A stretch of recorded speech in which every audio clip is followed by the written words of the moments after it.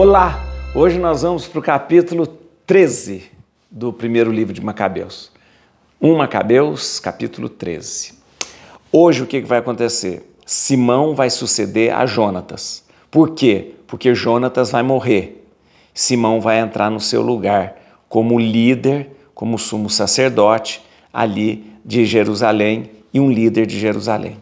Lembrando ainda você que Jerusalém ainda está sob o domínio, Jerusalém é Judéia, ainda está sob o domínio do Império Seleucida. O que é o Império Seleucida? Que é o império ali da Síria, né, mais um pouco perto da Média, ali perto da Pérsia. Então eles dominam toda aquela região. E a Celecíria desce ali pela Síria, Líbano, norte de Israel hoje. Então presta atenção numa coisa importante você lembrar. Nós temos ainda a Judéia e Jerusalém completamente dependente desse Império Seleucida.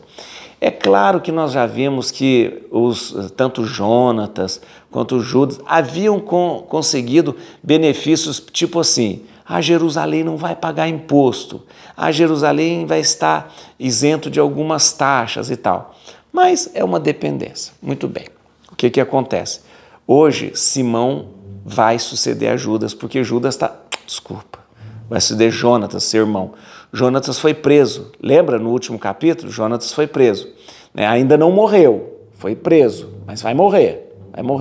Jonatas, então, ele está preso, né? Aquela armadilha que foi feita por Trifão, que ele entrou em Ptolemaida, eles fecharam a cidade, mataram o exército, prendeu Jonatas ali. Então, Jonatas vai morrer, Simão vai suceder. Deixa eu te falar uma coisa, lembra aqui, ó. Quem que são esses? Simão, Judas, ó, Judas Macabeu, Simão, Eleazar, Jonatas e esqueci o nome do outro. Judas Macabeu, Simão, João, Eleazar. Meu Deus, esqueci o nome de um dos filhos de Matatias. Então, são 5 filhos de Matatias que são a resistência contra toda essa helenização. Judas, Simão, João, Eleazar e Jonatas. 5 filhos de Jonatas, 5 filhos. Bom, já lembrei. Então, são esses 5 filhos que são a grande resistência em relação à helenização. Lembrando a você que os grandes heróis que nós temos é Judas Macabeu, depois Jonatas, o grande Jonatas, e depois vem Simão, hoje o Simão, que vai assumir no lugar de Jonatas. Ok? Vamos lá? Deixa eu te pedir uma coisa, faz o seguinte, dá um like nesse vídeo para ajudar a gente a divulgar cada vez mais o canal, me ajude a divulgar o canal, me ajude a manter o canal, né? Sempre muito vivo. Então fale dele para as pessoas, né? Chame, convide as pessoas para se inscreverem, porque dessa forma a gente pode fazer cada vez mais e mais e mais esse momento aqui de reflexão, de espiritualidade, de aprofundamento. Isso é muito importante, tá bom? Então se inscreva aí, convide mais pessoas para se inscrever e lembrando, a Bíblia na mão aqui, ó, sempre, mas o Espírito Santo conduzindo o nosso coração, tá bom? Vamos lá? Judas Macabeu, Jonatas, Simão, Eleazar e João. Sim, é porque o Eleazar e o João, na verdade, já tinha morrido, né? E na verdade foram quase todos eles morrendo, vai sobrar só o Simão, coitado. Vamos lá. Simão foi informado de que Trifão havia organizado um poderoso exército para vir à Judéia e devastá-la. Vendo o povo amedrontado, espavorido, subiu a Jerusalém e convocou a população. e dirigiu-lhe a palavra nesses termos: Vós mesmos sabeis bem que o que eu, meus irmãos e a casa de meu pai temos feito pelas leis e pelo santuário, assim como as guerras e as dificuldades que temos suportado. Foi assim que meus irmãos foram mortos por causa de Israel e que fiquei sozinho. Deus me guarde agora de poupar minha vida, quando o inimigo nos oprime, porque não sou melhor que os meus irmãos. Por isso serei o vingador de meu povo, do santuário de vossas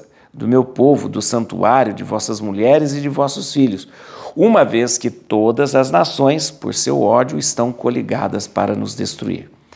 A essas palavras, os ânimos inflamaram-se, e todos responderam gritando: Tu és o nosso chefe, em lugar de Judas e Jonatas, teus irmãos. Combate por nós e faremos tudo o que disseres.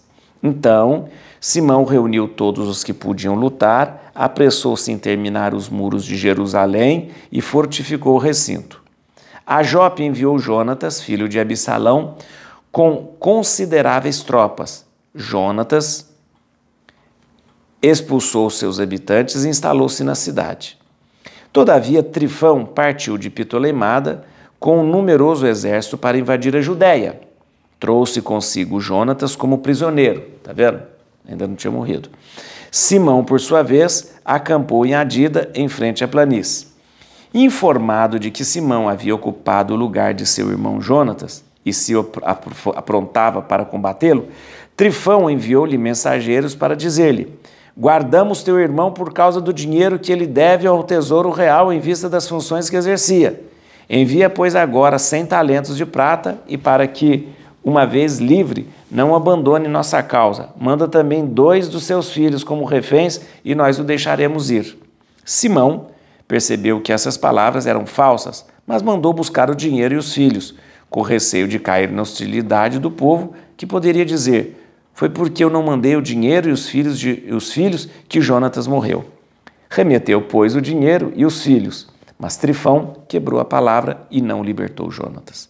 Depois pôs-se a ele a caminho para entrar na Judéia e devastá-la, fazendo um rodeio pelo caminho que conduz a Adora. Mas Simão se apresentava diante dele em todo lugar por onde passava.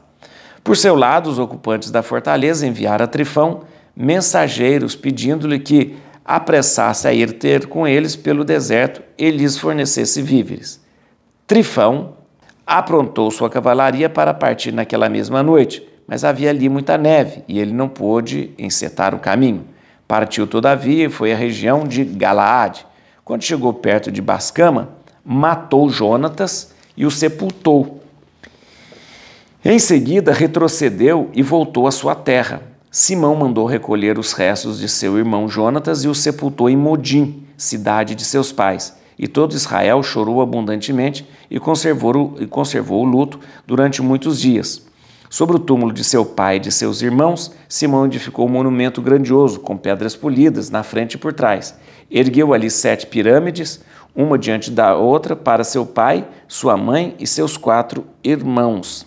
Colocou nelas ornamentos e cercou-as com altas colunas, sobre as quais, para eterna lembrança, colocou muitas armas e, junto a estas, navios esculpidos que podiam ser vistos por todos os que se achavam no mar.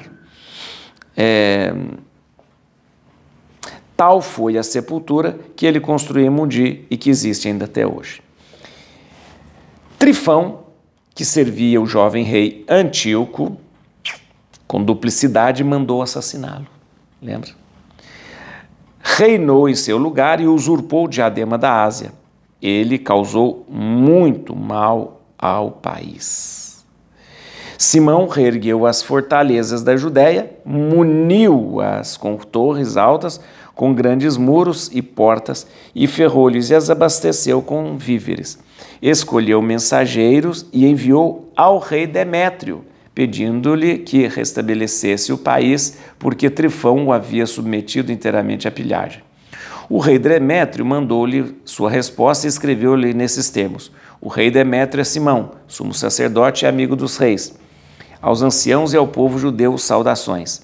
Recebemos a coroa de ouro e a palma que nos enviastes e estamos dispostos a concluir convosco uma paz sólida, bem como a escrever aos funcionários que vos dispensem dos impostos. Tudo o que foi decidido a vosso favor está confirmado, e as fortalezas que construístes são vossas. Nós vos perdoamos todos os erros e as faltas cometidas até o dia de hoje. Renunciamos à coroa que nos devis, e se existem ainda em Jerusalém outras dívidas a pagar, não se paguem mais. Finalmente, se existe entre vós algum que seja apto a alistar em nossa guarda, que eles o sejam e que a paz reine entre nós. Foi no ano 170 que o jugo dos pagãos foi afastado de Israel. O povo começou a datar os atos e os contratos do primeiro ano de Simão, sumo sacerdote, chefe do exército e governador dos judeus. Nessa época, Simão marchou contra Gazara e cercou-a com suas tropas, construiu uma torre móvel, levou-o para perto da cidade e atacou uma das torres e apoderou-se dela. Da torre móvel, os soldados lançaram-se na cidade, causando ali uma grande confusão, de modo que os habitantes, com suas mulheres e filhos, apareceram sobre os muros, rasgaram suas vestes e pediram com altos brados a Simão que os poupasse. Não nos trates conforme nossas maldades, diziam eles, mas segundo a tua misericórdia. Simão perdoou-os e não prosseguiu o ataque. Não obstante, expulsou-os da cidade e mandou purificar todas as casas onde se achavam os ídolos. Em seguida, fez sua entrada triunfal ao som de hinos e de cânticos de louvor. Fez desaparecer dali toda a impureza e trouxe de volta os habitantes fiéis à lei. Fortificou-a e a construiu para si mesmo uma morada. Os ocupantes da fortaleza de Jerusalém não podiam sair para ir à cidade, comprar e vender. Achava-se numa grande miséria e um bom número deles morreu de fome. Suplicaram a Simão para que lhes concedesse a paz. Ele a concedeu, mas os expulsou de lá e purificou a fortaleza de todas as suas contaminações.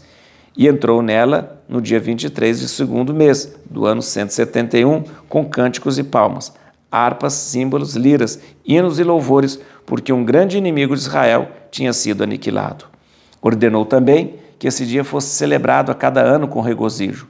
Fortificou a montanha do templo, na parte próxima à fortaleza, e habitou ali com seus companheiros. Em seguida, verificando que seu filho João se tornara um homem, confiou-lhe o comando de todas as tropas. E João foi residir em Gazara. Muito bem, você vê que nesse capítulo 13 existe uma coisa muito importante. Judéia e Jerusalém rumo à independência. O que nós temos aqui? Rapidamente vou passar para você a retrospectiva aqui da história. No último capítulo, no capítulo anterior, nós vimos que o Trifão armou uma cilada para Jonatas, o grande sumo sacerdote, líder ali, ele armou uma cilada e falou, vem até nós, deixa o seu exército, vem aqui em Ptolemada, lá no norte, né? E venha com o seu exército. Ele entra na cidade e é preso, ou seja, Trifão prendeu Jonatas. Quando Trifão prendeu Jonatas, praticamente os judeus ficaram sem uma liderança. Nós temos que entender o seguinte, Jerusalém, ela está sob o domínio dos sírios, do Império Seleucida. Existe em Jerusalém uma parte que talvez não esteja sob o domínio dos sírios, mas principalmente a fortaleza, a chamada cidadela, a fortaleza lá está com o Império Seleucida, com os sírios ali e tal. E então tem uma parte que não está, outra parte está e tal. Jerusalém é sempre a cidade que se busca, a independência, ficar livre de de toda essa dominação helênica, de todos esses costumes helênicos, mas não consegue. É isso que Judas, é isso que Jonatas tem tentado fazer várias e várias vezes. Expulsar e tirar esse pessoal que vem com seus costumes helênicos. Então, foram feitas, aí faz uma aliança política com Demétrio, com Antíoco, com Alexandre e tal, nunca consegue. Agora, Trifão, presta atenção, Trifão tinha sido o grande companheiro de Alexandre Balas. Alexandre Bala já tinha sido morto, mas tinha o seu filho, o Antíoco VI, que tinha ficado rei, que tinha sido elevado como rei, né? Só que Trifão, ele quer ser rei, ele quer ser o rei lá. Demétrio tinha sido afastado de ser o grande rei mas ele ainda reinava, uma parcela. Então é uma confusão danada, mas tudo bem, vamos lá, vamos entender. O que Trifão faz? Trifão fica guardando o Jonatas lá. E quando o povo judeu percebe que não tem mais o seu líder Jonatas, eles ficam um pouco desesperados e imediatamente elege Simão, que é o irmão de Jonatas, para ser o grande líder. Simão aceita aquilo e vai contra Trifão para resgatar Jonatas. Trifão diz o seguinte: eu solto e libero Jonatas se vocês me derem dinheiro e me mandarem 2 dos seus filhos. Simão não acredita muito nisso, mas mesmo assim manda dinheiro e os filhos. Trifão não cumpre a palavra. Trifão não cumpre a palavra, né? E aí, não cumprindo a palavra, há um embate. Quando há o embate, o que acontece? Trifão mata Jonatas. Então hoje Jonatas é morto. Jonatas é morto. E todas as vezes que o Trifão tenta vir sobre Jerusalém, Simão consegue segurar. E até que nós vemos uma coisa que o Simão agora, líder, sumo sacerdote de Jerusalém, manda uma carta até o rei Demétrio. O rei Demétrio está querendo voltar a ser rei, porque ele foi destituído pelo próprio Trifão, né? Fazendo com que o Antíoco VI ficasse rei. O Demétrio vai e promete uma coisa muito importante. Agora, presta atenção. Nesse momento, o Demétrio, que tem o poder sobre Jerusalém, porque tem ali o Império Seleucida ali de Jerusalém, o Demétrio começa a libertar Jerusalém do jugo dos Seleucidas. Olha que interessante. Livrar dos impostos, livrar das taxas, e promete sair dali de Jerusalém, tirar as guarnições seleucidas dali e dar a independência para Jerusalém, para a Judéia. Essa data é marcada pelos judeus como a data da independência. Depois de quase 30 anos de domínio seleucida, helênico, com costumes pagãos, com costumes gregos, com língua grega, com deuses gregos, depois de muito tempo ali, eles vão libertar Jerusalém. Depois de um grande período que eles ficaram ali, eles vão libertar Jerusalém. Então essa data é uma data muito importante, porque é a data que o rei Demétrio praticamente fala: pronto, vamos tirar as guarnições daí, vocês agora são livres. Esse é um momento muito importante, porque é nesse instante que Simão entra em Jerusalém, consegue expulsar o pessoal que estava na fortaleza e Jerusalém começa a viver a sua independência dos costumes gregos, dos deuses gregos, de toda essa coisa que durante muito tempo assombrou a vida dos judeus. Muito bem, você viu que quando nós terminamos o capítulo dizendo assim: João, filho de Simão, ele já era um homem feito. Quem é esse João? Esse João é o famoso João Hircano, que vai ser sumo sacerdote de Jerusalém e o rei de Jerusalém. Ou seja, é João Hircano que vai começar uma dinastia chamada dos Asmoneus em Jerusalém. Jerusalém não tinha domínio, poder, não tinha rei, não tinha nada.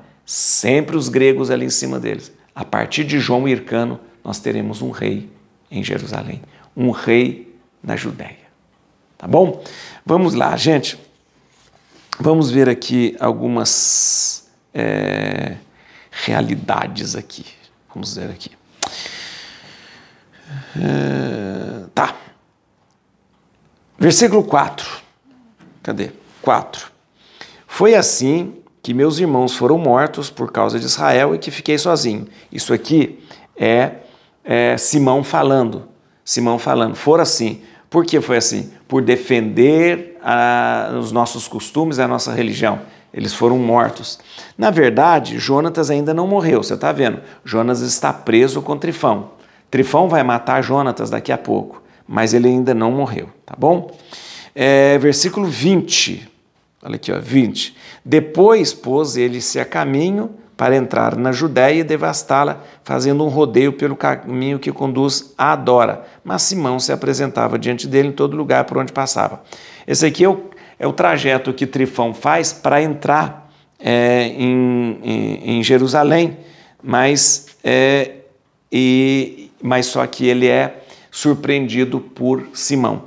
Essa cidade Adora é uma cidade que fica a 8 quilômetros de Hebrom.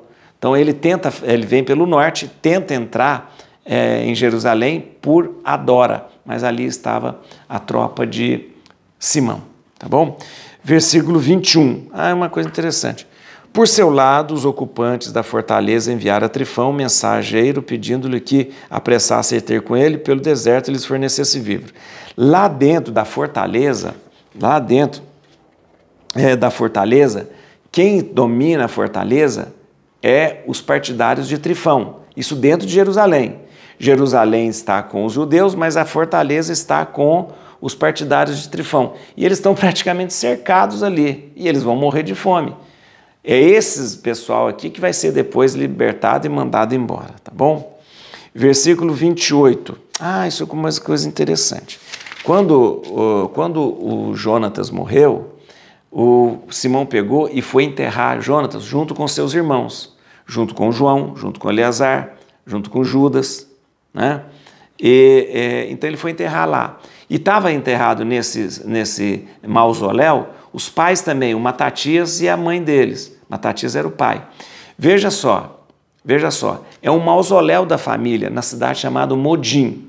Olha que interessante. Que versículo que é mesmo? 28. 28 e 29. Olha que interessante. Ergueu ali 7 pirâmides, uma diante da outra, para seu pai, sua mãe e seus 4 irmãos, né? E colocou nelas ornamento e cercou-as com altas colunas, sobre as quais, para eterna lembrança, colocou muitas armas e junto a esses navios esculpidos que podiam ser vistos por todos que se achavam no mar. Presta atenção, ergueu 7 pirâmides, né? Um para a mãe e um para o pai, né? E um para os 4 irmãos. 7 pirâmides, uma piramidezinha, né? Então, ele já ergueu mais uma piramidezinha para ele, para o Simão, que vai morrer também depois daqui a um tempo, né? Então, o que ele faz? O que é? O que eu quero lembrar você? Pirâmide não é essas pirâmides. Tem que lembrar que naquela época, influência do Egito, no Oriente, aquela coisa, as pirâmides sempre são ornamentos fúnebres. Pirâmides sempre são ornamentos fúnebres. E sempre, né? Tanto é que as pirâmides do Egito, elas são, na verdade, mausoléus, né? Túmulos dos faraós, né? Túmulos dos faraós. Então, era normal naquela região, tanto no Egito, na Judéia, na Síria e tal, que você fizesse como ornamento fúnebre pirâmides. Era o enfeite do túmulo. Então, pequenas pirâmides colocadas em cima. 7 piramidezinhas, lembrando os 5 filhos de Matatias e a mãe. Ok? Tá, beleza. Essas pirâmides, ela formavam o coroamento do mausoléu.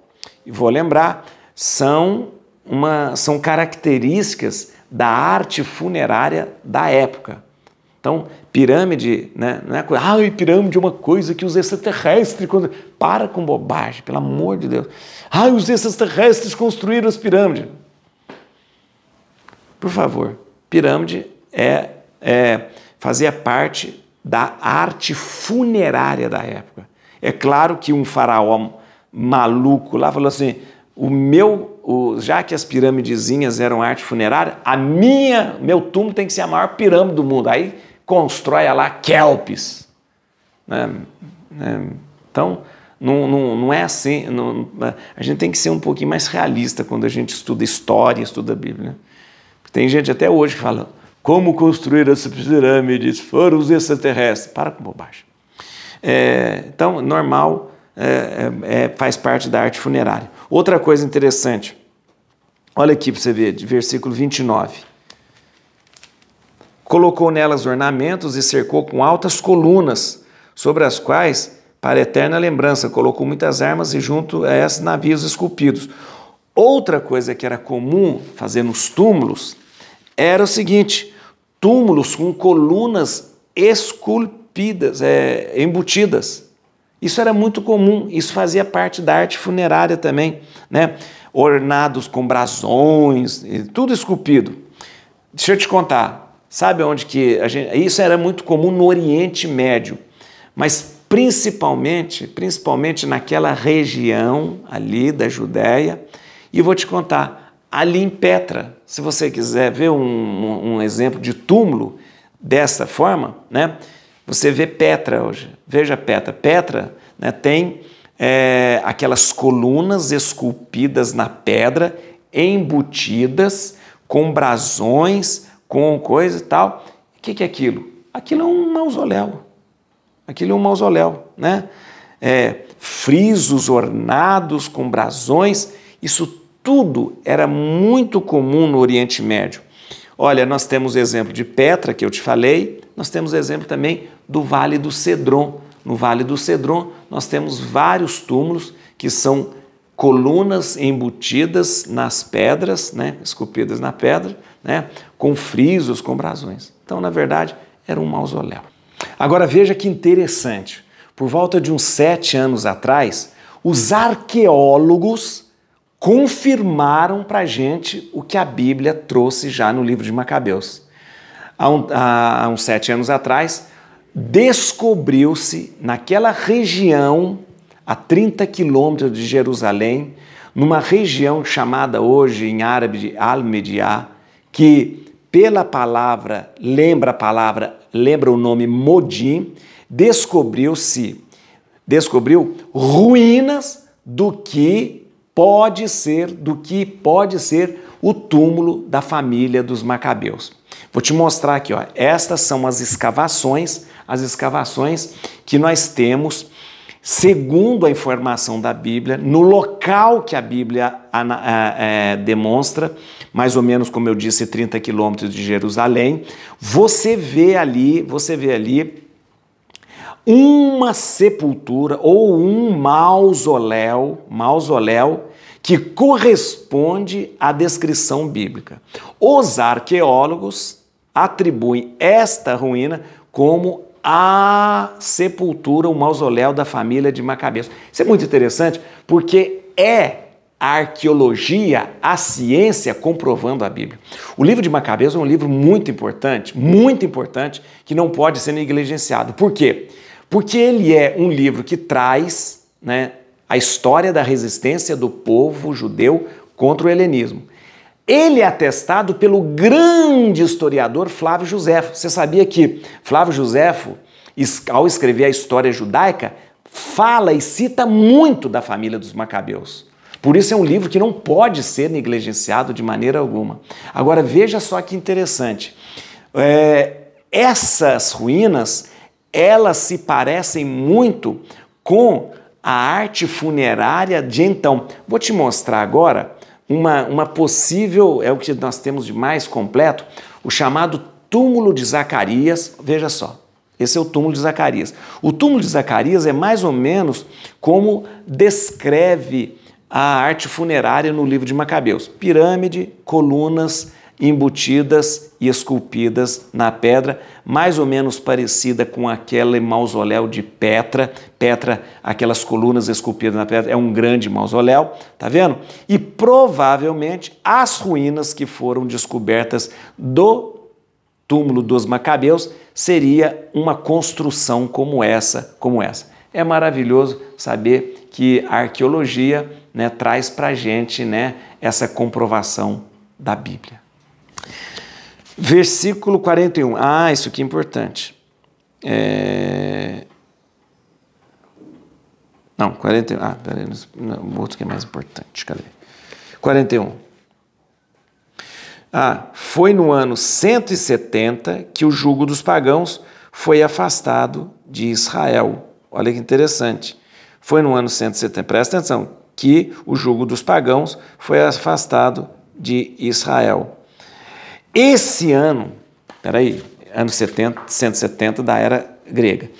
Esse ano, atenção, é o dia 27 de maio do ano 142 a.C. Quando a Bíblia fala ano 170 da era grega. Tá? Não tem nada a ver com a era cristã. Na era cristã, é o dia 27 de maio do ano 142 a.C. Por que esse dia é um dia muito importante? Porque marca uma nova era para os judeus, um tempo de independência. Então, é muito importante essa data. Volto a dizer aqui, foi no ano 170, ou seja, no ano 142 a.C., que o jugo dos pagãos foi afastado de Israel. Ou seja, essa é a data da independência, quando os seleucidas saem de Jerusalém e deixam Jerusalém para os judeus, né?